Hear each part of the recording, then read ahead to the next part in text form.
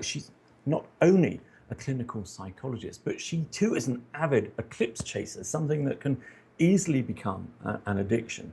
Now I'm going to lay on the couch to welcome Dr. Kate Russo to the show, who can hopefully help me understand why I go to pieces at the moment of totality. Welcome to the show, Kate.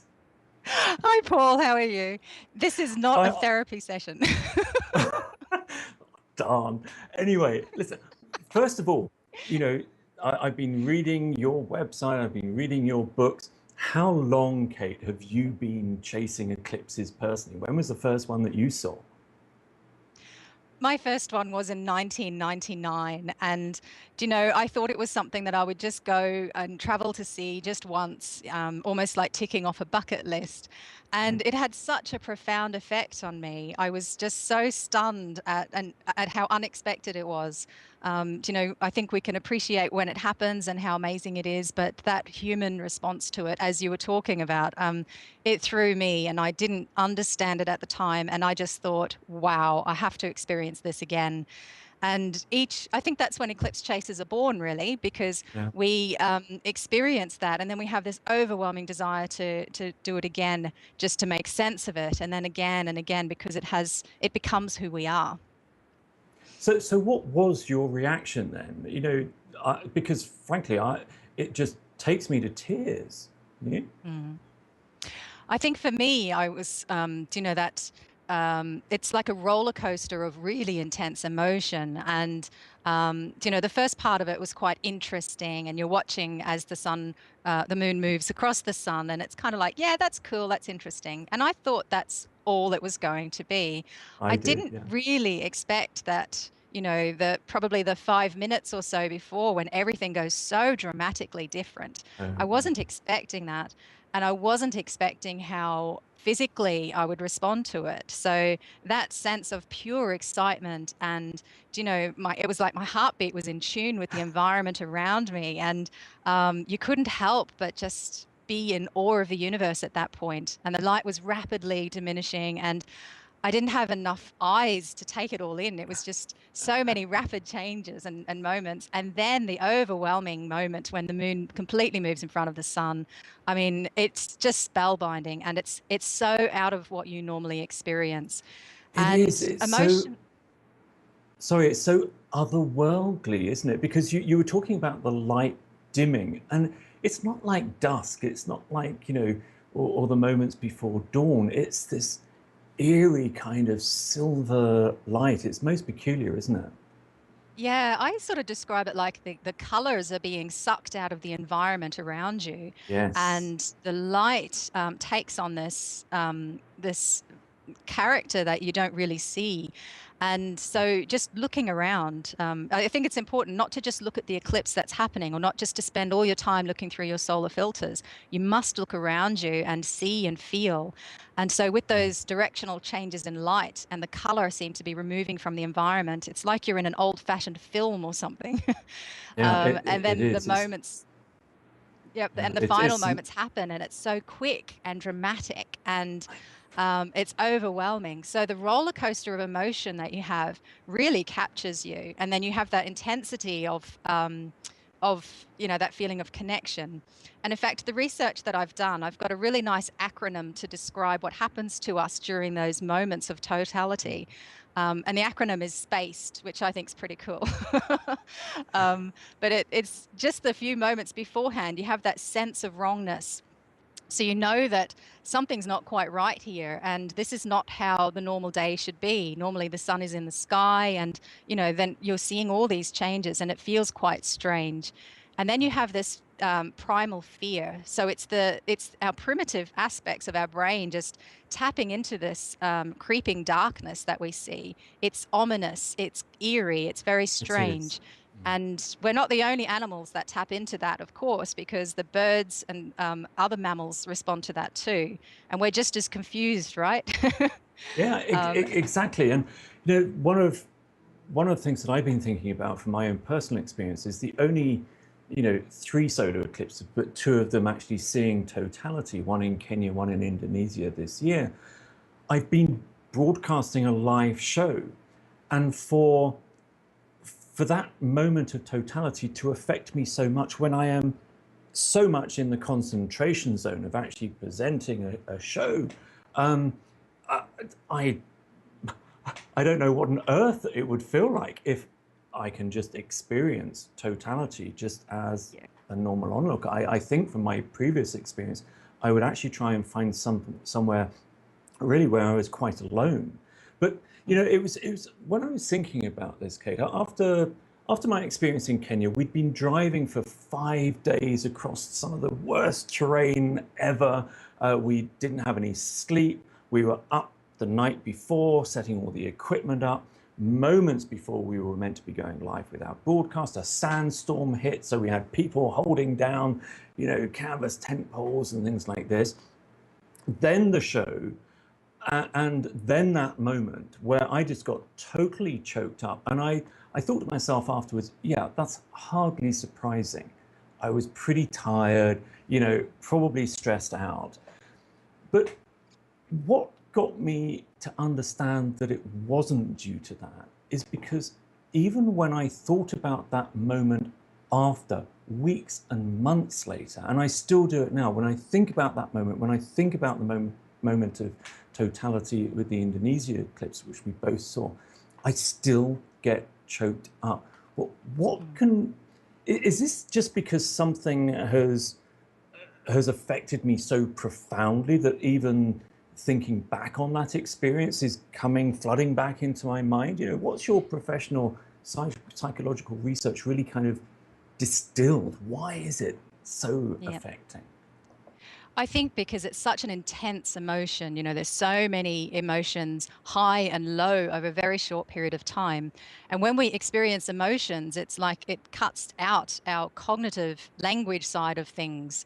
And so our ability to be able to understand and process and talk about what's going on is really quite limited.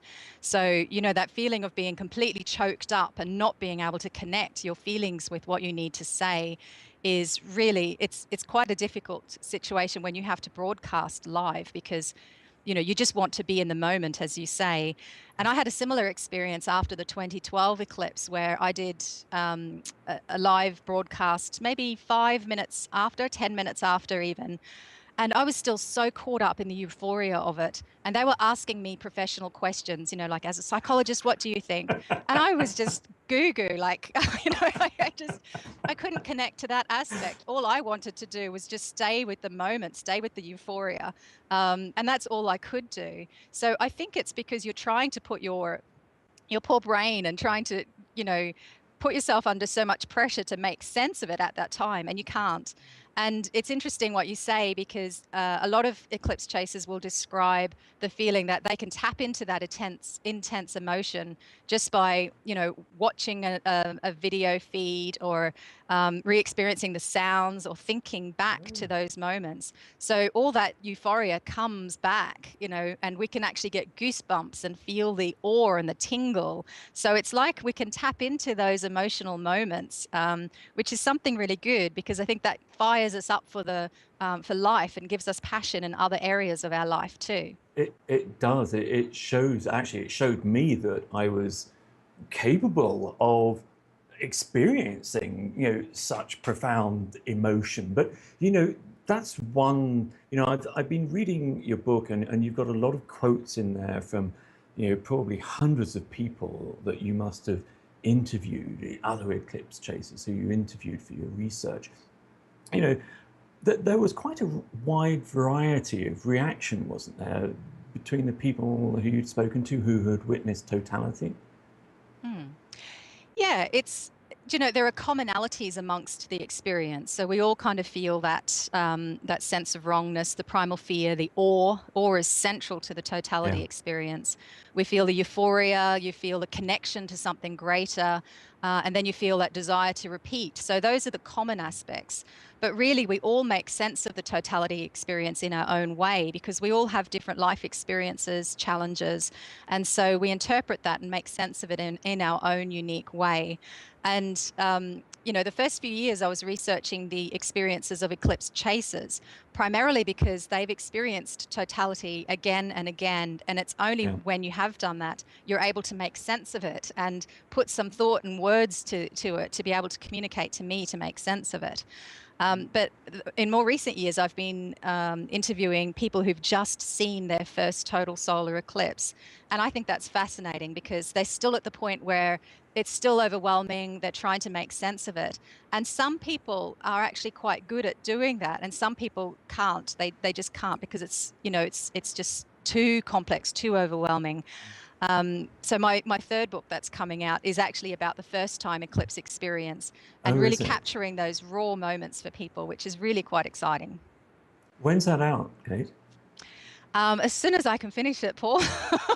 Well, It should let be us out by know the because end I of the want to year. pre-order it on Amazon, please, so that I can Yeah, make yeah. it a trio on my bookshelf. Thank you. Now, listen, you mentioned there about the interviews that you did with eclipse chasers. I'm interested to know if they're making, if they're understanding that experience better and better each time. It doesn't seem to diminish the experience very much because most of the people I know who are avid eclipse chasers and who can afford the resources to actually go on them will never ever miss another one. So Mm. did they say that the experience diminishes with the number of eclipses they see? Well, it's interesting because in psychology, there's something called habituation. And you might know Yeah. from your general life that if you do something, you love it. And the more you do it, the novelty wears off. And so it becomes less interesting for you. And so theoretically, you would imagine that when you see an eclipse over and over again, that the novelty will wear off. But this is just not true. It doesn't happen for most people because every eclipse is different. Yeah. You go to a different part of the world, you experience different cultures, the logistics of getting there. So, for example, you mentioned your Kenya trip, which took 5 days overland. And, I've had similar epic experiences of, deserts and sea and camels and all sorts of things to get to where you need to get to. So these all add up to our life experiences. And every eclipse is different too. The angle of the sun, the clouds, the crowd, whether you're on your own. So there's so much variability that it's not likely that we're going to get habituated to it. But those who have seen lots and lots of eclipses, you'll find that they're starting to mix their other transferable skills. So, for example, you've got people who start helping others by producing maps or weather statistics, or Which is like what me, you're writing doing. books. And yeah, yeah. So it's almost like we want to bring more of ourselves into this, and that then becomes almost like a secondary. I wouldn't call it a healthy addiction, but it's almost like a secondary drive to actually do more. Because I love now planning. I love helping communities prepare for eclipses. And that really happened from 2012 when the total eclipse occurred in my home region in Australia. And being Right. on the ground for a couple of months, talking to people before the eclipse and seeing that normal everyday people don't connect to it. They don't really know how big it's going to be. And the media find it really difficult to communicate those aspects. And so I think, it was my community, it was my people who I really wanted to share this with. And so I started at that point then realizing how important it was for people like me who can talk about the eclipse experience to convey that to the general public. And so I do that now. And I helped out in 2015 in the Faroe Islands, and I'm Yeah. helping out across the US by a lot of communities along the path of totality. I'm helping just with their planning, their thinking about it. And it's just, I get a lot of excitement from that aspect too.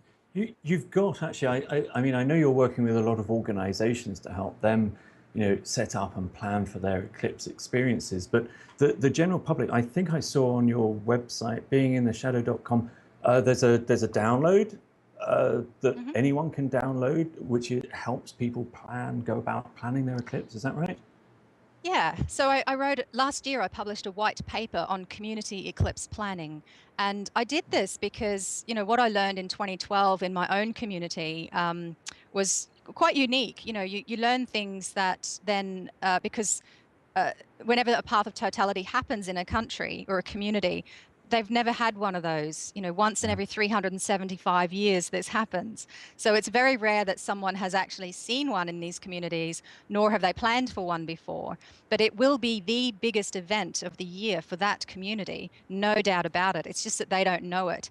And so it's really hard, even as outsiders, to come into communities to let them know this is going to be big. And it's a leap of faith for them to actually trust you and to acknowledge that this will be a big thing. And they do realize that as time goes on. So I guess I wrote the white paper to actually highlight some of the things beforehand, so communities can actually have a structure or a guidance for this. And I pretty much applied what I'd learned in 2012 to my experience as the eclipse consultant for the Faroe Islands in 2015. So I kind of used that framework for what I did and my involvement with that community. And after that, again, I interviewed the key organizers and coordinators just so we could get a really robust, solid way of, here's how a community plans. So I've pretty much wanted to make sure that that's available to all communities along the path of totalities for future eclipses. And it's available for free online on my website. Yep.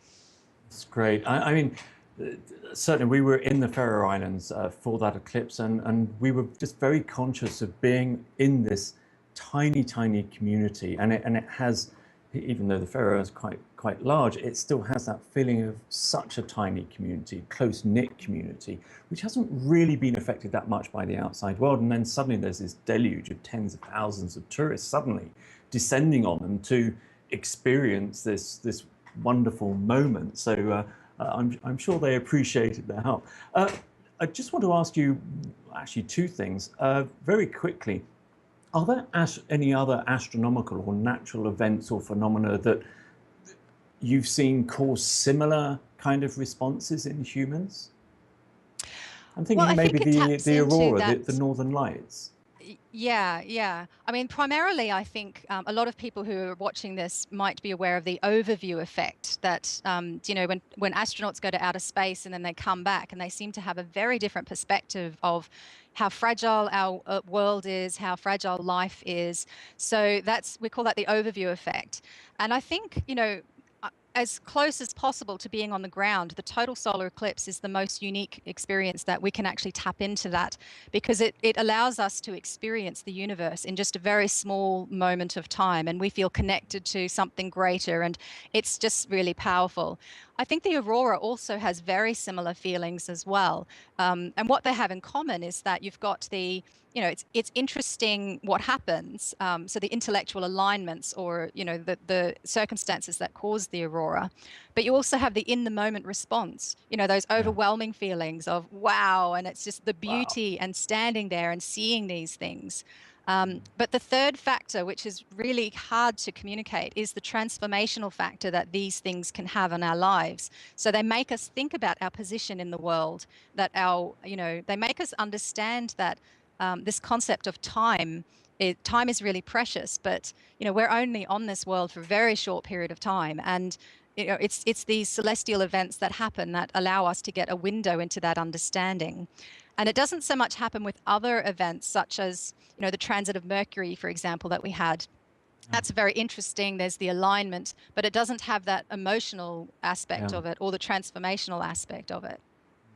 Yeah, I totally agree with that. And I have to say from personal experience, in fact, it was on that same Faroe Islands eclipse. It was one of the largest solar storms during the previous week. And it was the first time I'd ever seen that. And during that huge auroral northern light storm, my overwhelming feeling was just of excitement. It was just, it changing all the time. And then, as you say, the transit of Mercury was, it was more, there go the mechanics of the solar system, but not necessarily that awe-inspiring. Kate, thank you so much for joining us. We hope to certainly see you next year. Where are you going to be for the USA 2017 eclipse? I'll be viewing from Wyoming. I'm leading my eclipse tour group with the Independent Traveler, who are actually at the moment in Tanzania. So hopefully getting clear skies there. But I'll be in Wyoming, and I just really can't wait. I'm on the daily countdown. I've been on the countdown for like over 2 or 3 years for this eclipse. So it's really good. Yeah. Well, I wish you well and your expedition well for that one. And more than anything else, I'd just like to kind of congratulate you on the number of people that I know you're going to be helping next year to make the most of what is, certainly going to be a truly memorable event and probably the most widely viewed totality ever. So I hope you have a fabulous trip. That's great. Thank you so much, and all the best, and good luck with the rest of the broadcast here. Thank you, Kate. Okay. That was Dr. Kate Russo, eclipse chaser extraordinaire, clinical psychologist and author of 2 fascinating eclipse books. And if you are preparing for next year's eclipse, I highly recommend you get them.